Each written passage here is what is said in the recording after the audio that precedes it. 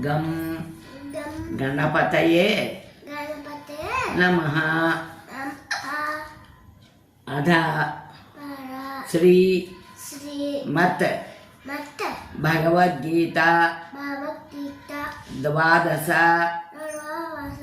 अध्यायः अर्जुन उवाच एवं सततयुक्ता ये भक्ता स्वां पर्युपासते ये चाप्य अक्षर अव्यक्तं तेषां के योगवित्तमा श्री भगवान उवाच मयि